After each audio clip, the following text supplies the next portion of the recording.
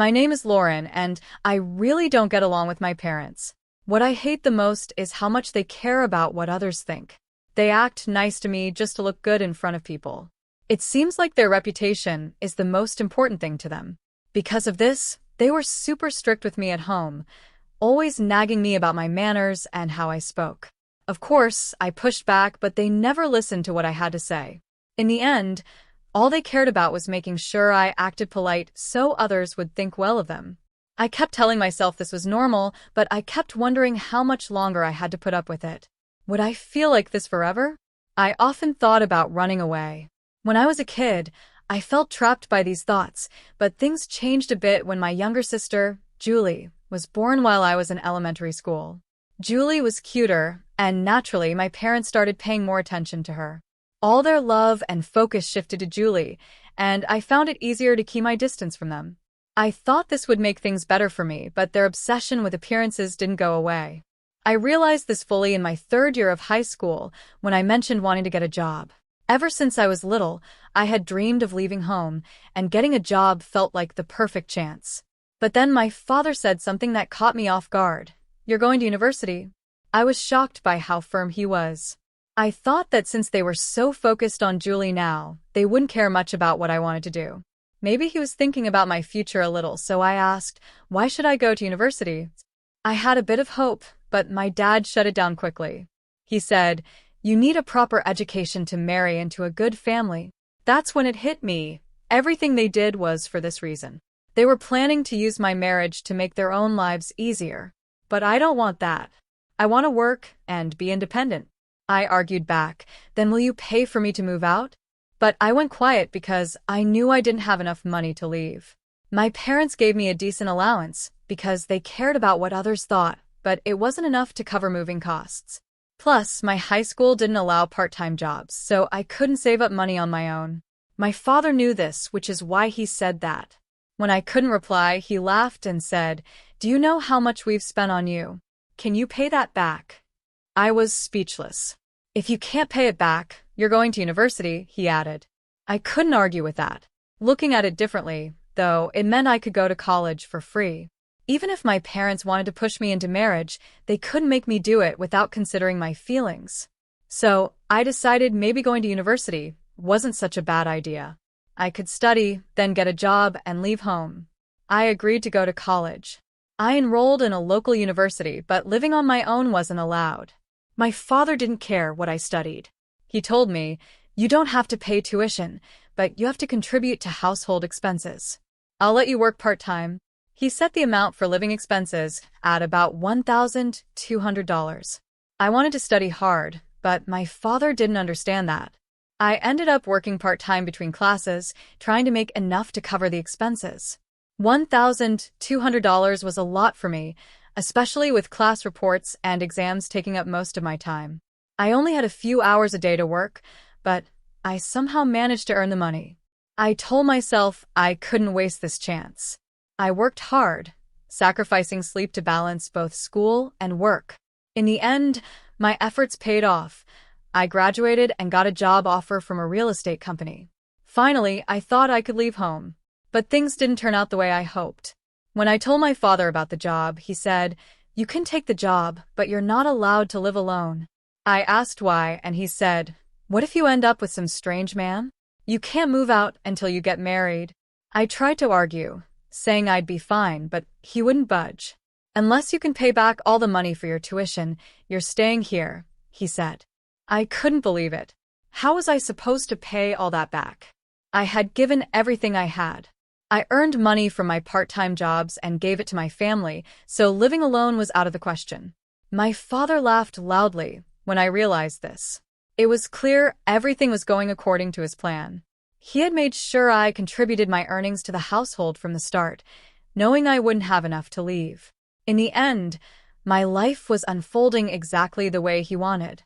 I wondered if I would ever be able to stand up to him. With these thoughts, I began my first job as an adult, but a new problem quickly came up.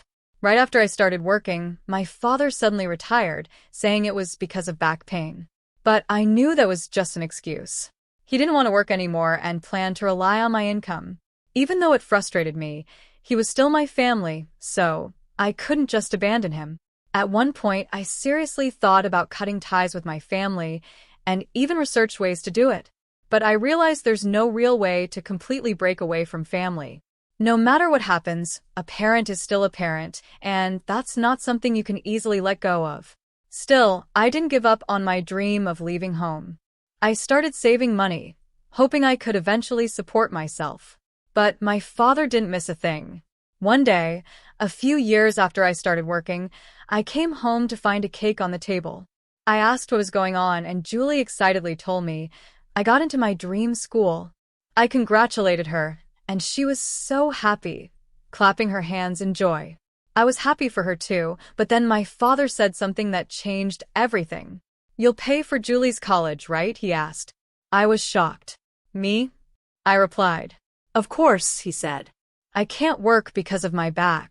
His words were irresponsible because anyone could see he was fine.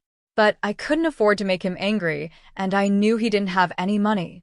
If I didn't pay for Julie's tuition, she wouldn't be able to go to college. My father knew this, and it gave him control over me. For him, it was the perfect plan. He'd secured Julie's education and stopped me from becoming independent. Julie is a sweet girl, and I'm grateful to her because, when we were younger, she helped me keep a relationship with our parents. She may not realize it, but I appreciated her. So, I agreed to pay for her tuition, even though it meant I wouldn't be able to move out for a while. One night, I was drinking alone, venting my frustrations about my father. Meanwhile, Julie happily started her university journey. To cover her expenses, I worked even harder than before. Day after day, I kept this up until I was completely exhausted. One day, so tired from everything, I accidentally left my wallet at the entrance when I got home. When I went to work, I didn't realize I had forgotten my wallet until I got to the station and tried to go through the ticket gates. Oh no, my wallet! I suddenly remembered pulling it out at the entrance when I left the house. I quickly called home, and my mom told me that Julie had picked it up and was bringing it to the station on her way to university.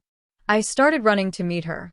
When I got to the station, I saw Julie at a deli nearby, holding something in her hand. "Julie, did you bring my wallet?"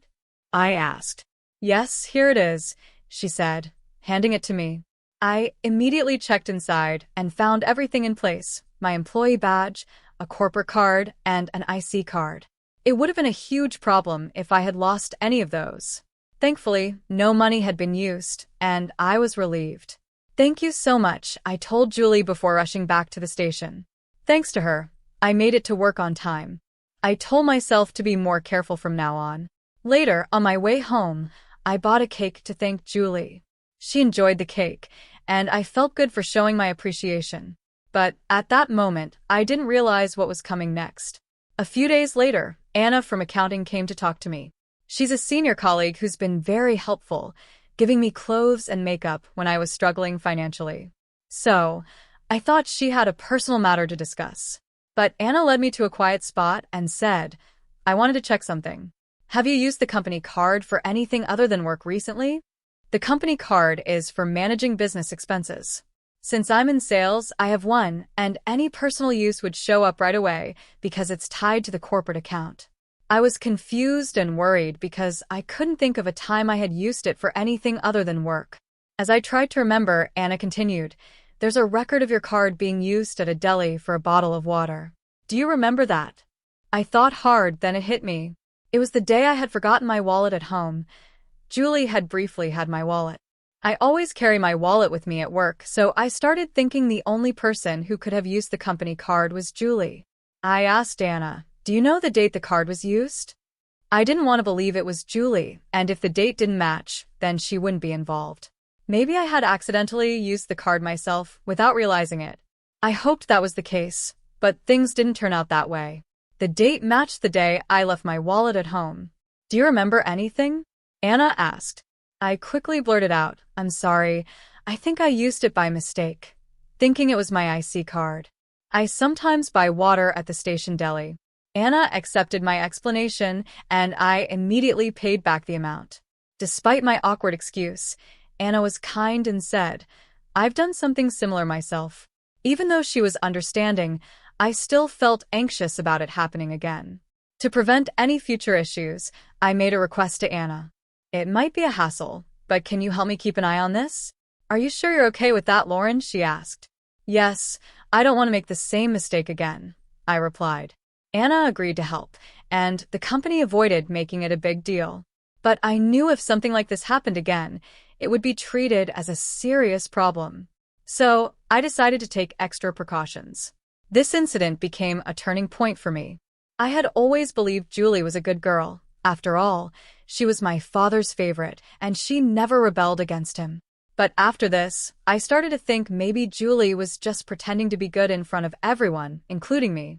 Her smile suddenly seemed unsettling. I already knew my parents were trying to use me for their own benefit, especially my father, and I had always been cautious around them. But now, I realized I needed to be careful around Julie too. Living with my parents, and Julie started to feel even more uncomfortable. I had always wanted to move out, but now that desire was stronger than ever. I decided to talk to my boyfriend, Walter, about it. Really? Then why don't you marry me and move in with me? Walter said casually. What? I was caught off guard. Why don't we just get married and live together? I'm a civil servant, so your parents would probably approve of me, Walter continued. He had a point. Walter and I were college classmates, and we had been dating for over 6 years. I had thought a little about marriage, but my family situation is far from normal, so it wasn't something I had seriously considered yet. When I was able to casually talk about marriage, Walter already knew my family wasn't normal, and he had always been there to listen to me. Still, he was serious about marrying me. That's when I decided to marry Walter. But there wasn't much time to enjoy the happiness because there were a lot of issues to solve, the biggest one being my father. I had no idea if he would agree to the marriage, and I didn't know how to even bring up the conversation with him. Time passed quickly, and about 5 months went by before I realized I really needed to talk to him. Just when I was thinking about how to approach it, a small argument with my father turned into a bigger fight. Don't make me say it again, he yelled. You need to accept this man I've chosen for you. I don't want to, I replied. I have a boyfriend. A boyfriend? Who is he? My father asked. He's my classmate from college. He's a civil servant now. My father went quiet, thinking for a moment. I took the opportunity to continue. He's willing to offer a decent amount for the engagement gifts, and he comes from a respectable family. My father hesitated. I saw this as my chance and pushed the conversation forward. How much would satisfy you? Maybe $65,000, he said, which shocked me. It was a lot of money. When I talked to Walter about it, he agreed to pay the $65,000. Thanks to that, I was finally able to move out. Once we settled the money, everything else went smoothly. I quickly arranged the move and booked a moving service for Sunday. While packing, Julie came up to me and said, "Make sure you pay for my tuition." I know, I replied, but I added, "There's something I've been wanting to ask you. Did you use my car to shop before?" "Oh, you noticed that?" Julie said without any guilt. I had wanted to ask her about it for a long time, but the right moment never seemed to come. Now that I had the courage to bring it up, her lack of remorse really bothered me. "Using someone else's card without permission is a crime," I said, frustrated. "We're family, so it's not a big deal," Julie responded, still showing no guilt. I was furious. "Make sure to deposit your tuition in the account," I said firmly. "But this is the last time." "What?" Julie exclaimed. "Once I leave this house, do whatever you want," I said. Julie just snorted and walked away. By the time the move was done, it was getting late.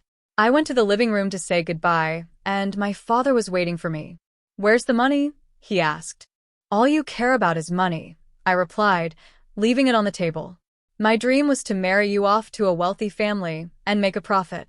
"Are you happy now?" he said, looking at me. I didn't answer and left. "I've already contributed a lot to this household over the years," I said. "Yeah, now it's up to Julie's future husband," my father replied, laughing with satisfaction. The thought that he might show up at my new home asking for money one day annoyed me, but I figured I could just turn him away if that happened. Afterward, we had our last meal together as a family, but Julie wasn't there. She had gone out with friends. It was a relief not to see her face. After dinner, I got ready to leave. As I stepped out the front door, I unexpectedly ran into Julie. Still here, big sis? She asked. Oh, right, I need to give this back to you. She pulled out my company card. I quickly checked my wallet. It was too late to panic. I took it when I went into your room, she said casually. I bit my lip in frustration, knowing the card had already been used. Julie continued, I've paid for food and drinks for about 150 people with that card, so take care of the rest. She started rattling off excuses about reunions and going out for all-you-can-drink parties. She even proudly mentioned that she had been mindful of the card's limit and chose a $80 course, as if that made it better. I was furious. Who are you? We're strangers once I leave this house for good, I said sharply. Oh, about the tuition, Julie began again. Talk to Dad about the tuition, I said firmly, and then I left. I started a new life with Walter in our new home.